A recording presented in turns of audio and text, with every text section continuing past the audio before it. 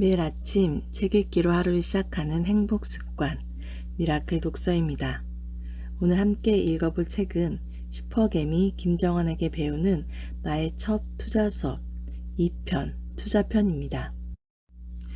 1편이 1부에서 3부까지 구성이 되어 있고 그 안에 1장부터 29장으로 되어 있었는데요. 지금 이 2편은 그걸 이어서 크게는 4부부터 6부까지 되어 있고 장수로는 30장부터 54장으로 이렇게 구성이 되어 있습니다. 그러면 이어서 읽어볼게요. 머릿말, 지혜와 지혜의 열정을 더하세요. 다시 만나게 되어 기쁩니다. 1권을 다 읽으셨나요? 어떠한 마음이 들었나요? 느낌은 각자 다를 겁니다. 그럼에도 2권을 펼치셨다면 본격적으로 투자에 임할 각오를 가지셨다는 뜻입니다. 2권은 실전편입니다. 제 투자 경험을 바탕으로 주식 투자에서 성공으로 가는 길을 안내합니다. 좋은 회사 고르는 방법, 포트폴리오 구성하기, 밸류에이션 책정하기, 차트 이용하기, 주도주와 테마주, 수급과 거래량 등 투자에서 알아야 할 실전 기법을 조목조목 들려줍니다. 물론 2권에서 설명하는 것들이 성공 비법은 아니며 해결책도 아닙니다. 주식 투자에서 꿈을 이루어가는 길로 안내할 뿐입니다. 제 이야기가 디딤돌이 되어 여러분의 노력이 더해져야만 성공에 이를 수 있습니다. 그러므로 간혹 어려운 내용이 나와도 열심히 공부해서 꼭 이해하고 넘어가기를 당부합니다. 주식 투자는 인생과 같습니다. 어떤 일이 내 앞에서 펼쳐질지 아무도 모릅니다. 범위를 좁혀서 말한다면 내일의 날씨와 같습니다. 정확한 일기예보란 존재하지 않습니다. 그러나 우리가 지혜와 지식을 최대한 발휘하면 내일의 날씨를 높은 확률로 파악할 수 있습니다. 부디 투자자 여러분이 지식과 지혜 그리고 열정을 더해 꿈을 이루시길 바랍니다. 모든 개미 투자자들을 응원하는 슈퍼개미 김정환. 제4부 실전 투자로 주식에서 성공하기, 주식 투자의 기본 개념. 이 회사가 정말 좋은 회사인지 어떻게 알 수 있나요? 기업은 가장 먼저 숫자로 파악할 수 있습니다. 브랜드나 이미지, 역사, 창업자의 인품, 구성원들의 능력도 중요하지만 그런 부분은 주관적일 수 있습니다. 반면 숫자는 거짓말을 하지 않으며 현재를 정확하게 보여줍니다. 단 오로지 숫자만으로 기업을 판단해서는 안 됩니다. 보이지 않는 미래 가능성도 볼 수 있어야 합니다. 가장 먼저 알아야 할 것이 재무상태표입니다. 재무상태표는 일정한 시점에 현재 기업이 보유하고 있는 재무상태를 나타내는 회계보고서입니다. 차변은 자산, 대변은 부채 및 자본으로 구성되어 있으며 기업 활동에 필요한 자금을 어디서 얼마나 조달하여 투자했는지 등을 알 수 있습니다. 벌써부터 머리가 지끈거리나요? 그래도 꼭 봐야 합니다. 천천히 따라오세요. 재무상태표는 기업의 유동성, 재무적 탄력성, 기업의 수익성과 위험도 등을 평가하는 데 유용한 정보를 제공하는 기본적인 회계 자료입니다. 상법에서는 기업이 의무적으로 작성하도록 규정하고 있습니다. 따라서 손익계산서가 기업의 목적 달성 정도를 측정하는 기준이라면 재무상태표는 기업의 현재 상태를 나타내는 기준에 가깝다고 할 수 있습니다. 회사의 재무상태를 파악하고자 하는 입장에서 재무상태표를 분석할 때는 먼저 자산, 부채, 그리고 자본이 어느 정도 비중을 차지하고 있는지 알아보아야 합니다.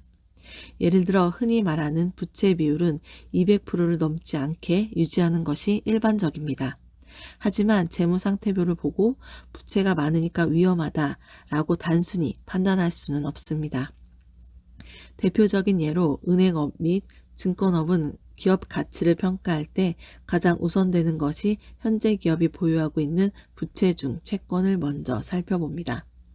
제조업은 재고자산과 현금 및 현금성 자산, 유형자산의 비중을 검토하여 기업의 생산성을 확인해야 합니다. 제약회사처럼 연구개발비가 중요한 사업에서는 무형자산 항목에 집중해야 합니다. 이 기업들은 단기적인 매출액 숫자보다는 무형자산의 투자로 인한 미래 라이선스 아웃 및 신약 개발 가능성을 보는 것이 더 적합하기 때문입니다. 또한 유통 및 비유통은 1년을 기준으로 나뉘는데 이에 속한 항목들을 통해 기업 유동성을 파악할 수 있습니다.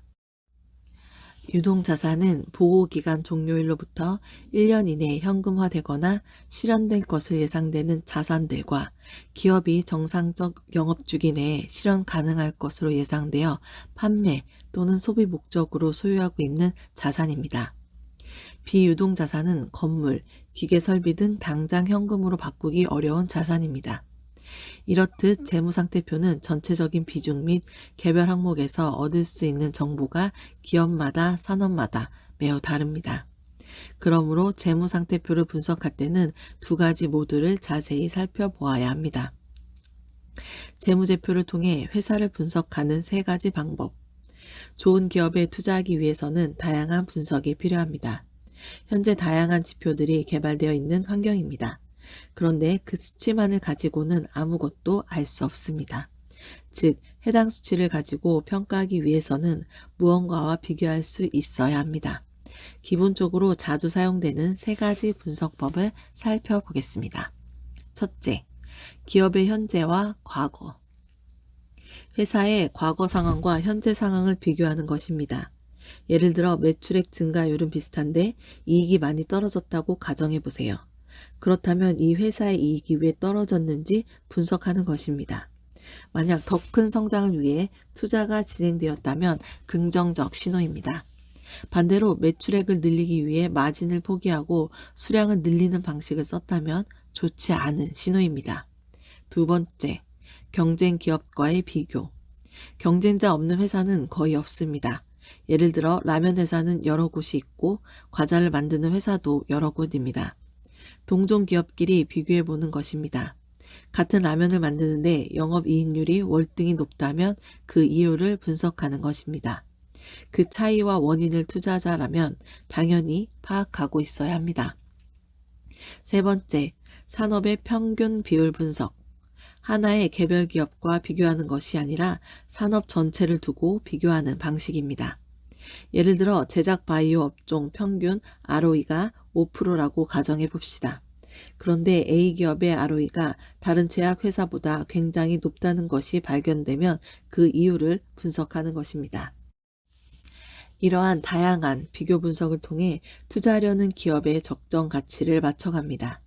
재무제표를 보면 다양한 비율들이 나옵니다. 크게 세 가지로 분류할 수 있으며 이를 통해 투자 여부를 더욱 쉽게 이해할 수 있습니다. 1. 안정성. 유동비율, 부채 비율, 차입금의 의존도, 자기 비율, 자기 자본 비율, 고정 비율. 2. 수익성. 매출액 영업이익률, 매출액 계속 사업이익률, 총 자산 경상이익률, 이자 보상 배율, 금융비용 부담률, 차입금 평균 이자율. 3. 성장성. 매출액 증가율, 총 자산 증가율, 유형 자산 증가율. 손익계산서는 회사의 영업 성과를 보여준다. 손익계산서는 일정 기간 회사의 영업 성과를 보여주는 표입니다. 그림 1을 보면 수익과 이익이라는 용어가 보입니다. 언뜻 비슷해 보이기도 하고 사실 일상생활에서는 굳이 구분하지 않고 유사한 개념으로 널리 사용하고 있습니다. 그렇지만 회계에서는 두 용어를 명확히 구분합니다. 수익은 판매 후에 얻은 매출액이고 수익에서 비용을 빼고 남은 부분이 이익입니다. 이 개념을 혼동하면 기업 가치 평가에서 실수할 수 있으니 조심해야 합니다. 예를 들어 8만 원 주고 산 물건을 10만 원에 팔았습니다.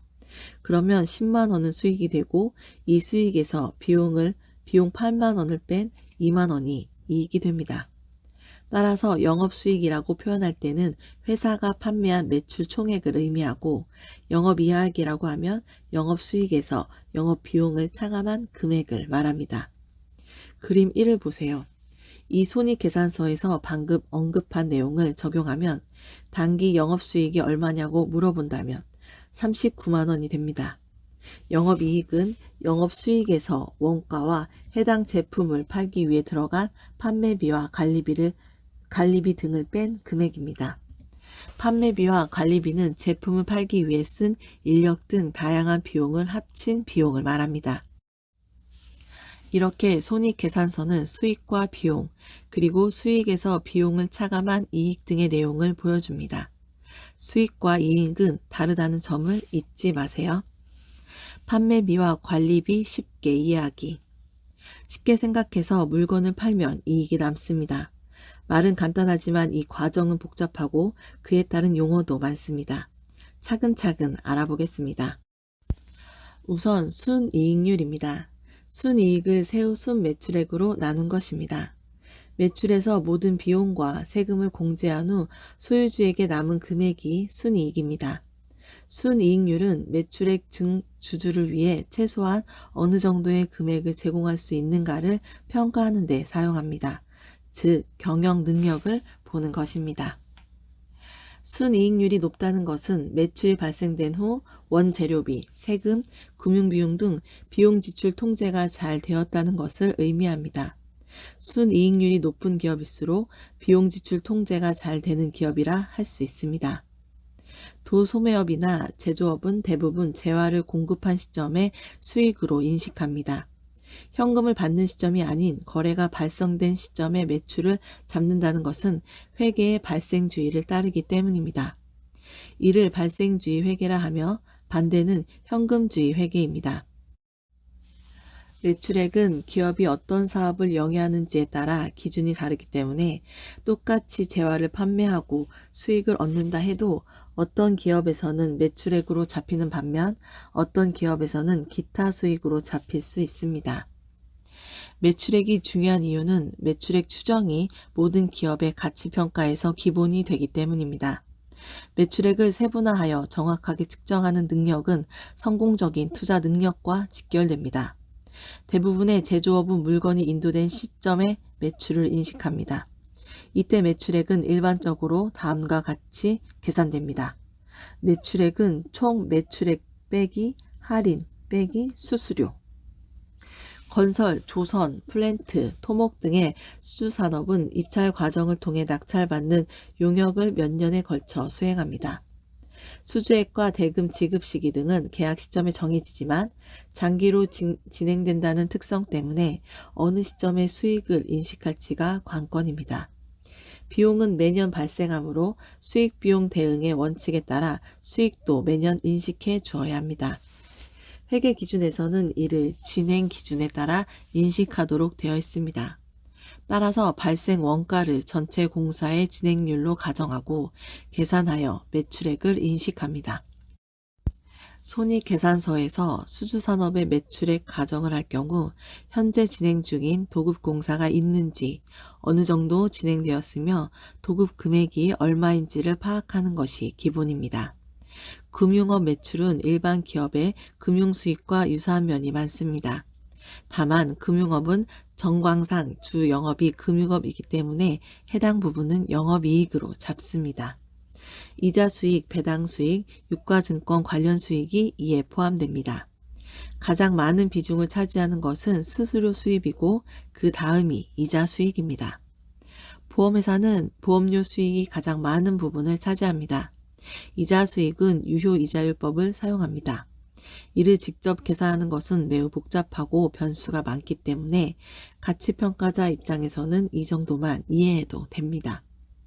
N년 후가 만기인 유가증권이 어느 정도의 수익을 창출할지를 시간가치로 계산하여 매출액으로 인식할 수 있습니다. 수수료 수익을 매출액으로 인식하는 기업은 매출액을 선정하기가 매우 어려운 산업에 속합니다. 왜냐하면 어느 정도의 가격으로 계약을 맺을지 미리 파악하기 힘들며 설령 그 금액을 안다 해도 계약 내용에 따라 수취하는 수수료 비율이 달라지기 때문입니다. 주로 컨텐츠를 영위하는 광고회사가 수수료 수익을 매출액으로 인식합니다. 이들은 삼성이나 현대 등 대형 광고주에게서 받는 금액 중 일부를 나스미디어 같은 미디어랩에 주고 나머지를 매체에 지불하고 남은 수수료를 매출로 인식하기 때문에 그 구조를 정확히 파악하기는 힘듭니다. 따라서 평가자 입장에서는 평균적인 수수료 계약 비율을 사용하여 매출액 추정을 할 수 있습니다.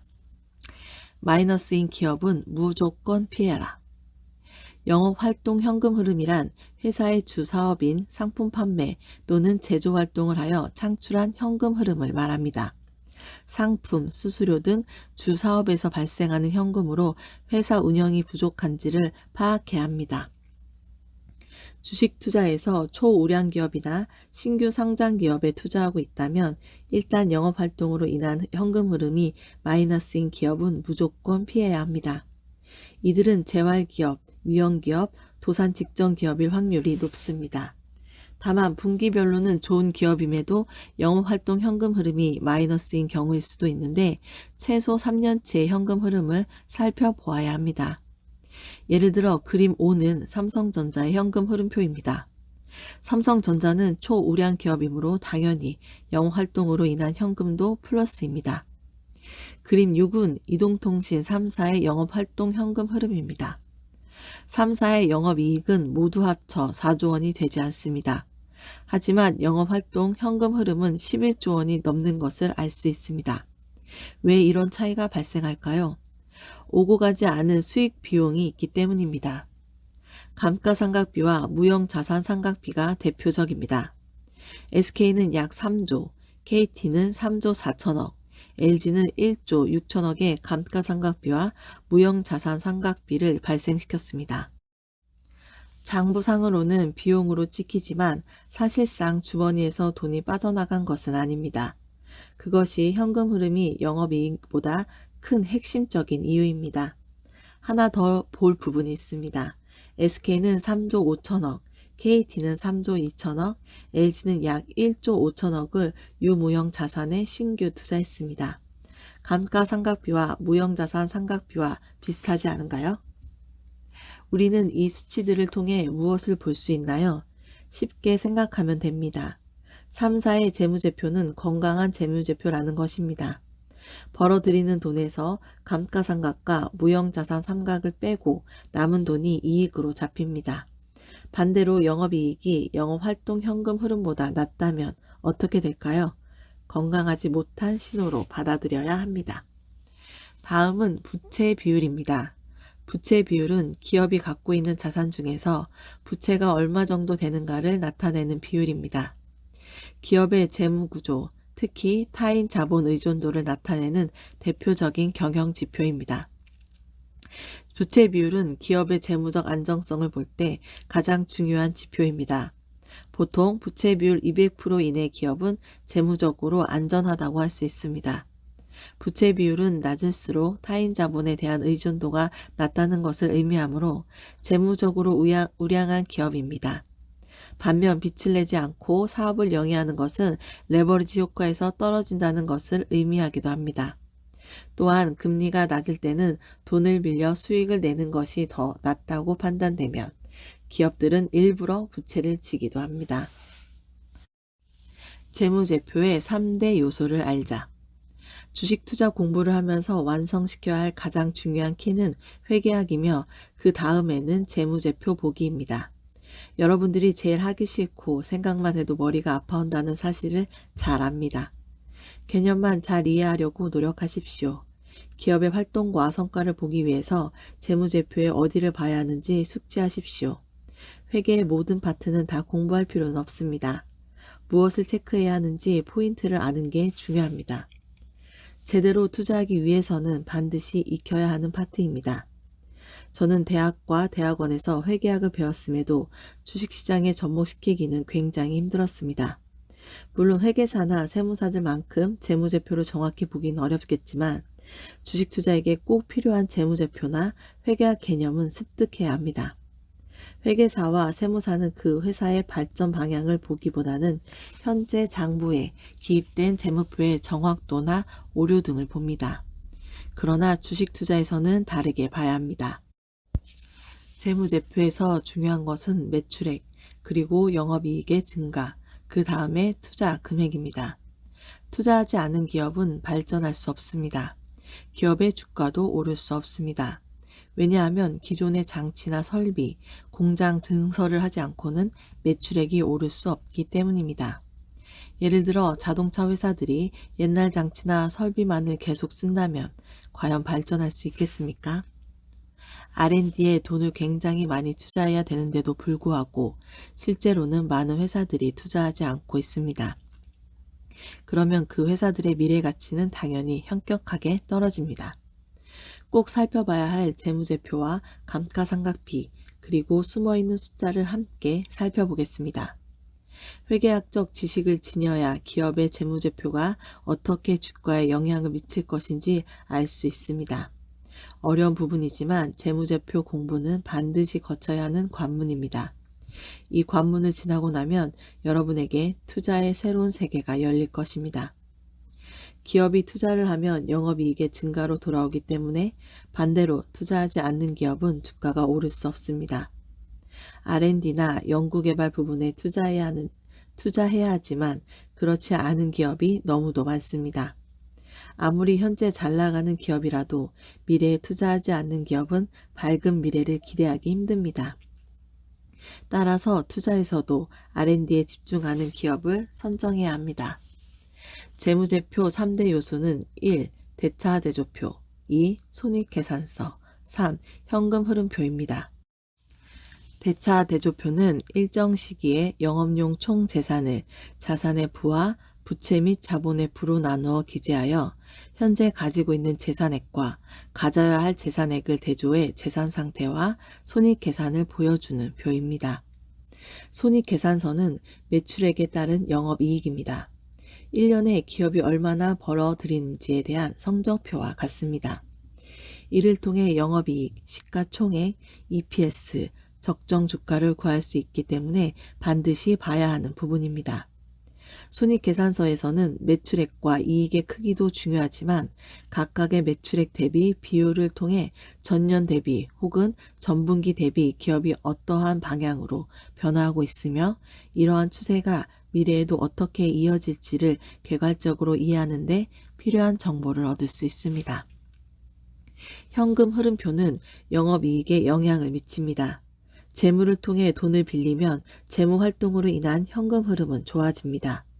그렇다고 무조건 좋은 것만은 아닙니다. 이자 비용이 투자를 통해 벌어들이는 수익보다 크면 회사의 재무 안정성이 위험해질 수 있기 때문입니다. 심각할 경우 망하기도 합니다. 투자해서 돈을 벌 수 있다면 당연히 버는 것이 좋지만 무리한 투자는 회사를 위기에 빠뜨릴 수 있습니다. 대차대조표는 왼쪽에 자산, 오른쪽에 부채와 자본을 기록합니다. 자산은 자산을 늘려감에 따라 변동이 생기고 돈을 빌리면 부채는 늘어납니다. 자본은 처음에 초기 자본금이 있고 그 후 상장을 통해 돈을 벌어들이는 자본잉여금, 그리고 돈을 벌어 쌓아놓는 이익잉여금으로 나뉩니다. 그것에 대한 조정이 일어나는 것은 자본조정이라 합니다. 너무 어렵게 생각하지 마세요. 천천히 개념을 익혀가면 됩니다. 손익계산서는 매출액에 따른 영업이익이라고 했습니다. 영업비용 등을 빼고 기업이 1년에 얼마나 벌었느냐를 정확히 나타내 줍니다. 손익계산서상에서 영업이익이나 당기순이익을 알아야 시가총액을 구할 수 있습니다. 사업보고서를 보고 이 회사는 적정한 시총을 얼마다 라고 분석할 수 있고 그것을 통해 EPS를 계산해서 목표 주가를 설정하기도 합니다. 그런데 EPS를 구하는 일이 어렵다면 그냥 영업이익이나 당기순이익으로 시가총액을 구해서 적정 주가를 계산할 수도 있습니다. 나중에 32장 적정 주가는 어떻게 계산하나요? 에서 다시 설명드리겠습니다. 이제 현금 흐름표를 볼 차례입니다. 현금 흐름표는 세 가지로 되어 있습니다. 영업활동을 위한 현금 흐름, 재무활동을 인한 현금 흐름, 투자활동으로 인한 현금 흐름입니다. 현금 흐름은 돈이 들어오고 나가는 유입과 유출에 따라 플러스나 마이너스가 됩니다. 영업활동으로 인한 현금이 플러스라면 영업으로 돈을 벌어들이고 있다는 뜻입니다. 현금 유출이 없는 플러스인 거죠. 감가상각비는 그냥 상각만 하기 때문에 현금 유출이 없습니다. 재무활동으로 인한 현금 흐름이 플러스라는 것은 재무를 통해서 돈을 빌리면 회사에 돈이 들어오기 때문에 현금 흐름이 플러스가 된다는 것을 뜻합니다. 그런데 재무활동으로 인한 현금 흐름이 굉장히 높아지는 것은 앞에서도 말했듯 모두 좋지만은 않습니다. 물론 그것을 통해 투자를 하고 그 투자를 통해 돈을 번다면 긍정적이지만 돈이 벌어지지 않고 이자 비용이 너무 크면 도산에 이를 수 있기 때문입니다. 마지막으로 투자 활동으로 인한 현금 흐름입니다. 투자를 하면 당연히 현금 흐름은 마이너스가 됩니다. 반대로 투자를 하지 않고 투자를 한때 했던 경우로 돈을 벌면 플러스가 됩니다. 주식 투자를 하려면 재무제표에서 대차대조표, 손익계산서, 현금 흐름표는 꼭 볼 줄 알아야 합니다. 물론 더 깊이 보려면 볼 수도 있지만 세 가지만으로도 충분합니다. 그런데 안타깝게도 재무제표 공부 단계에서 주포자들이 나옵니다. 잠시 고등학교 수학 시간으로 돌아가 보세요. 인수분해까지는 견디는데 미분 적분 들어가면 수포자들이 대량 속출합니다. 주식 투자도 똑같습니다. 재무제표 공부 단계에 여러분이 주포자가 될 수도 있습니다. 그러나 시작하기도 전에 너무 어렵게 생각하지 말고 제가 말하는 포인트만 잡아서 쉬운 것들만 체크하세요. 예를 들어 감가상각비가 얼마인지 한번 보세요. 그러면 보일 것입니다. 현금 흐름표를 보면서 아, 감가상각이 얼마구나 라고 생각하면 됩니다. 투자가 이만큼 됐으니 감가상각이 이만큼 잡힐 것이다 정도만 예상해도 됩니다. 기업을 예로 설명해 보겠습니다. 경인양행은 2020년 2분기 실적이 잘 나오지 않았습니다. 코로나19 사태 때문에 염료 산업이 하향한 것도 원인이지만 큰 요인은 감가상각비에 있었습니다. 경인양행의 CAPEX는 상승했습니다. 고정 자산에 돈이 투자될 때 기업은 연한을 두고 감가상각을 합니다. 기계장치는 3년에서 5년, 길면 10년까지도 합니다.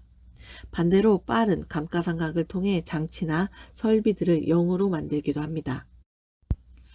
그렇게 되면 감가상각비만 줄고 그 장치를 계속 돌려 돈을 벌 수 있는 구조가 됩니다. 감가상각비가 줄어들거나 다 사라진 시점에는 엄청난 수익이 추가로 발생됩니다. CAPEX가 증가하면 자산이 증가하고 그만큼 돈을 빌리면 부채가 증가하는데 자본이 증가하는 개념은 아닙니다. 이렇게 해서 감가상각비가 계속 증가하면 표면적으로는 기업의 실적이 잘 안 보이는 경우가 생깁니다. 그러므로 겉으로 드러난 재무 숫자만 보고 기업을 100% 판단하면 안 됩니다. 그 안에 숨겨져 있는 함의들을 봐야 합니다. 경인양행은 총 1,800억 원을 투자했는데 10년에 걸쳐 감가상각을 해나가고 있습니다. 2020년 기준으로 3년 정도 지나면 이익이 좋게 나올 것으로 예상합니다. 감가상각비는 언젠가 끝나는 숫자이기 때문에 끝나는 시점이 오면 기업의 실적이 갑자기 좋아지는 모습을 보입니다. 매출액이 생각보다 증가하지 않았는데도 영업이익이 잘 나온 기업들은 거의 대부분 감가상각비가 줄거나 끝난 것이 많은 부분을 차지합니다. 따라서 영업이익을 보면서 멀티플에 계산할 때 감가상각비 부분, 현금 유출이 없는 부분은 무조건 체크해야 합니다. 기업을 볼 때는 보이는 것만 보는 것이 아니라 보이지 않는 것들도 보아야 하고 만질 수 없는 것을 만지려 노력해야 합니다. 이것이 주식 투자의 기본입니다. 보이는 것만 본다면 남들과 똑같은 투자자가 될 수밖에 없습니다. 어떤 기업이 좋은 기업인지 구별하려면 주식 투자 입문자들이 가장 어려워하는 부분이 무엇일까요? 어떤 기업이 좋은 기업인지 구분하기 어렵다는 점이 아닐까 싶습니다. 기업이 어떤 모습을 지녔는지 판단할 수 있는 명확한 기준이 있다면 잠시 손해를 보더라도 심리적으로 흔들리지 않고 버틸 수 있는 근거가 됩니다. 기업의 면모를 잘 알 수 있는 가장 대표적 요소가 재무제표입니다. 기업의 재무제표에는 매출액과 영업이익 등이 기록되어 있는데 기본이 튼튼한 기업은 어떤 특징이 있을까요? 먼저 매출액과 영업이익은 꾸준히 증가하고 감가상각비와 이자 비용은 감소해야 합니다. 또 자사주를 사들여 소각하고 자기 자본 이익률이 계속 증가하며 현금 흐름이 좋아야 합니다. 그리고 지속적으로 업황이 좋은 기업 또는 업종 변경에 성공한 기업도 좋은 꼴을 가진 기업으로 볼 수 있습니다. 이와 같은 내용들은 바로 EPS에 영향을 미치는 것들입니다. 설비 투자를 늘렸다면 그만큼 매출액이 증가해야 기업이 성장할 수 있고, 투자한 설비를 100% 가동할 수 있다면 감가상각비는 줄어들고 이자 비용을 갚아나갈 수 있습니다. 그리고 남은 돈으로 자사주를 사들여 소각하고 주가가 상승할 여지를 만들 수 있습니다. 또한 기업 내 현금 흐름보다 과도하게 투자하거나 부채를 끌어쓰지 않으면 현금 흐름이 양호하다고 할 수 있습니다. 현금 흐름표상에서 영업활동으로 인한 현금은 플러스이고 투자활동으로 인한 현금은 마이너스, 재무활동으로 인한 현금 흐름도 마이너스인 기업이 건강한 내실을 가졌다고 할 수 있습니다. 이를 더 체계적으로 분류해 본다면 크게 성장 가치가 있는 기업, 자산 가치가 있는 기업, 배당 가치가 있는 기업으로 나눌 수 있습니다. 이러한 유형의 기업들은 자산 형태가 어떻게 분류되어 있는지 보여주는 재무제표와 기업의 손익구조를 나타낸 손익계산서를 통해 분석할 수 있습니다. 평가지표 마스터하기. 발행 주식수는 기업이 유가증권시장에 발행하여 일반 투자자가 소유하고 있는 주식 수량입니다. 회사 정관에 의하여 규정된 발행 가능한 총 주식 중에서 이미 발행된 주식과 설립 후 발행된 주식수는 합하고 발행 기업이 금고주로 재매입하여 보유하거나 소각한 주식은 차감하여 계산합니다. 비슷한 용어로는 유통 주식수가 있습니다. 상장 법인의 총 발행 주식 중 최대 주주 지분 및 정부 소유주 등을 제외하고 실제 시장에서 유통이 가능한 주식입니다. 그림 10은 삼성전자의 사업 보고서 중 주식 총수에 있는 자료입니다. 발행한 주식 총수, 현재까지 발행한 주식 총수, 감소한 주식 총수, 자기 주식수, 유통 주식수 등의 자료가 나타나 있으며 발행 주식수와 유통 주식수가 다른 것을 확인할 수 있습니다. EPS나 BPS 등의 지표를 구할 때 유통 주식수가 아닌 발행 주식수로 구하는 것이 더 좋다는 것을 기억해 두세요. 시가총액은 전체 상장 주식을 시가로 평가한 총액입니다. 주식시장 전체의 시가총액은 그 종목의 발행 주식 수와 주가를 곱한 것으로 회사 규모를 평가할 때 사용합니다. 시가총액은 그날 각 종목의 종가에 상장 주식 수를 곱한 것을 합계해 산출합니다. 따라서 주가가 오르면 시가총액도 커집니다. 국내에서 삼성전자를 가장 큰 회사라고 이야기하는 이유는 삼성전자의 시가총액이 가장 크고 주식시장에서 차지하는 비중도 크기 때문입니다. 부동의 1위 자리를 고수하고 있습니다. 주가가 떨어지면 당연히 시가총액도 작아지기 때문에 국내 기업의 시가총액 순위는 매일 바뀝니다. 아빠의 포인트 레슨. 주식 투자에서 초우량 기업이나 신규 성장 기업에 투자하고 있다면 혹은 투자할 계획이라면 일단 영업활동으로 인한 현금 흐름이 마이너스인 기업은 무조건 피하라. 다만 분기별로는 좋은 기업임에도 영업활동 흐름이 마이너스라면 최소 3년치의 현금 흐름표를 살펴보아야 한다. 오늘 미라클 독서는 여기까지 읽겠습니다. 오늘도 감사합니다.